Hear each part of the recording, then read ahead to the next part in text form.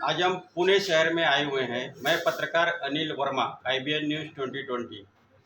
बैंकों का मायाजाल का और एक मैं आपको न्यूज़ दे रहा हूँ अपने ये न्यूज़ के जरिए, IBN न्यूज़ 2020 के जरिए। मैं एक और प्रताड़ित व्यक्ति मेरे साथ में है, जो बैंकों से जो लोन लेते हैं, जो भी व्यक्ति, वो कितना प्रताड़ित किया जाता है, आज हम जनता को बताएंगे। सर, आप अपना नाम बताइए। नमस्ते साथियों, मेरा नाम है डॉक्टर बाला साहेब विभूते।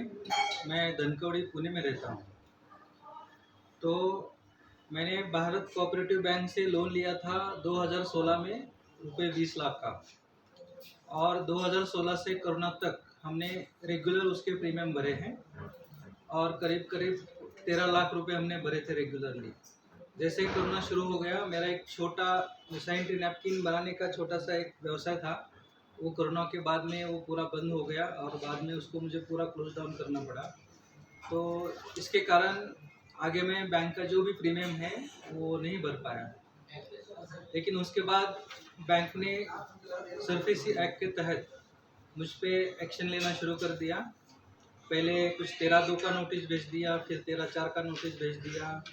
तब मैं पूरा अनभिज्ञ था, मुझे पता नहीं था कि ये सरफेस एक्ट क्या होता है वगैरह, इसलिए मैंने उसके ऊपर ज़्यादा ध्यान नहीं दिया। और बाद में मुझे 29/4/2022 को DM का नोटिस आ गया। तो फिर मैं घबरा गया कि मैं सोच रहा था कि जिलाधिकारी क्यों मेरे पर्सनल प्रॉपर्टी में इंटरेस्ट रखता है। तो मुझे समझ में नहीं आ रहा था कि जिलाधिकारी का रोल क्या है इस चीज़ में। तो जब मैंने वो DM का पूरा नोटिस पढ़ा, तब मुझे पता चला कि बैंक जो है सरफेसी एक्ट के तहत जिनका भी मतलब डिफॉल्ट होता है, NPA होता है, उनके ऊपर कार्रवाई करते हैं। और मेरी नज़र में गवर्नमेंट ने ये जो सरफेसी एक्ट बनाया है ना, वो सिर्फ बैंकों के लिए बनाया है। उसमें बारोवर का कुछ भी हित नहीं देखते।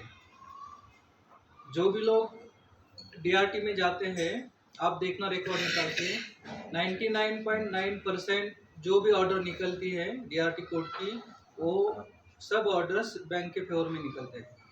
मेरी नज़र में गवर्नमेंट ने बैंकों के लिए एक DRT एक शस्त्र दिया है, जो हर बारोवर पे जो डिफ़ॉल्टर हुआ उनके ऊपर चलाने के लिए। तो मेरी आप सभी साथियों से निवेदन है, अगर आपका अकाउंट NPA हो जाता है तो हो सके तुरंत ही उसको मतलब रेगुलर कीजिए। अगर वो नहीं कर पाते हैं कुछ कारण से, तो कोई भी एक्शन होने दो बैंक से, DRT में मत जाइए, कुछ नहीं होने वाला DRT से। मेरे केस में ऐसा हो गया था कि DM के नोटिस के बाद उन्होंने कुछ टाइम दिया था, उसमें मैं जो भी अमाउंट था वो रिपे नहीं कर पाया। तो फिर उन्होंने मुझे तहसीलदार के थ्रू पहली बार नोटिस भेजा था, DRT मतलब तहसीलदार की तरफ से, कि पोजीशन के लिए। तो फिर उस टाइम पे मुझे जनता सरकार मोर्चा के बारे में कुछ आइडिया नहीं था, क्योंकि ये 29/4/2022 की बात है। तो मेरे पास DRT जाने के सिवा कोई ऑप्शन नहीं था। तो पहली बार मुझे 2022 में DRT जाना पड़ा, और DRT ने मुझे ऑर्डर दे दिया कि आपको 1 लाख रुपए भरना पड़ेगा अगर आपको स्टे लेना है। तो फिर हमने 1 लाख रुपए भर के पहली बार स्टे ले लिया।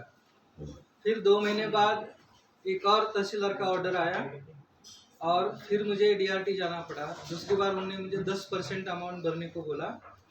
तो फिर तब मैंने 2 लाख रुपए बैंक में भर दिए।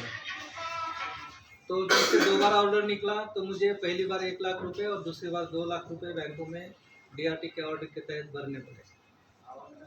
इसके बाद में कल 3 जनवरी को मुझे एक बार और तहसीलदार की तरफ से पोजीशन के लिए ऑर्डर निकला था, और फिर मैं एक बार IA दाखिल किया था, और मेरा एक IA पेंडिंग भी था स्टे के लिए। मेरा एक IA पेंडिंग होने के बावजूद भी तहसीलदार ने मेरे अगेंस्ट वो पोजीशन का नोटिस निकाला। इसके पहले मैं तहसीलदार मैडम से, जो तहसीलदार है हवेली की, स्वाति नरोटे, उनसे मिलके भी आया था, उनको रिक्वेस्ट भी किया था कि मेरा एप्लीकेशन स्टे के लिए DRT में पड़ा है, तो आपने ये ऑर्डर निकाला है, तो ऐसे कैसे हो सकता है। तो उन्होंने मुझे बताया कि मैं तो बस DM का ऑर्डर फॉलो करती हूँ, अगर आपको कुछ बोलना है तो आप या तो डीएम के पास जाइए, नहीं तो फिर डीआरटी कोर्ट के पास जाइए। तो मेरे पास कोई ऑप्शन नहीं था।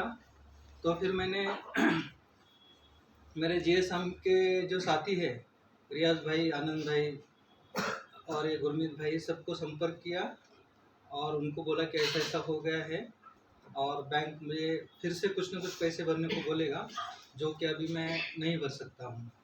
तो फिर सब साथी कम से कम 40-45 लोग जो है कल आए थे मेरे यहाँ पे, और करीब करीब 5 बजे बैंक अपनी पूरी फौज के साथ, पूरे पुलिस वाले और ये मंडल अधिकारी, बैंक के 2-4 लोग, सब लोग आए थे। और मैं खुशकिस्मत हूँ कि मेरे साथ मेरे जीएसएम के सारे साथी थे, और उसमें से जो हमारे पत्रकार हैं पुणे न्यूज़ के, रियाज भाई भी थे। तो उन्होंने वो सब कुछ हैंडल कर दिया, मुझे ज़्यादा कुछ करना भी नहीं पड़ा। और जो आए थे लोग बैंक के, तो उनको फिर वापस जाना पड़ा। उनको हमने यही बताया कि हमने जनता सरकार की ओर से, जनता सरकार मोर्चा की ओर से हमने जो आवेदन लगाया है उसमें हमने कुछ जानकारी मांगी है बैंक से। तो मेरा आवेदन लगने के बाद आज 1.5 महीना हो चुका है। 1.5 महीने तक बैंक से अब तक कोई जवाब नहीं आया है। बैंक को मैंने कई रिमाइंडर भी भेजे हैं। मैं हर 7 दिन में एक बार बैंक को रिमाइंडर भेजता हूँ कि मैंने जो आपको जानकारी मांगी है वो जानकारी मुझे तुरंत दे दीजिए, लेकिन बैंक से अब तक कोई रिप्लाई नहीं आ रहा है। बैंक हम जो आवेदन के ज़रिए इन्फॉर्मेशन मांग रहे हैं उसके बारे में कोई रिप्लाई नहीं दे रहा है, और दूसरी ओर सरफेसी एक्ट के तहत हमारे ऊपर एक्शन लेने की कोशिश कर रहा है। तो जनता सरकार मोर्चा की तरफ से मैं सभी साथियों से मेरा यही निवेदन है कि ये बैंक से ना घबराइए, ना ही पुलिस प्रशासन, वहाँ तो हमारे हेल्प के लिए ही होता है। तो किसी से घबराने की ज़रूरत नहीं है।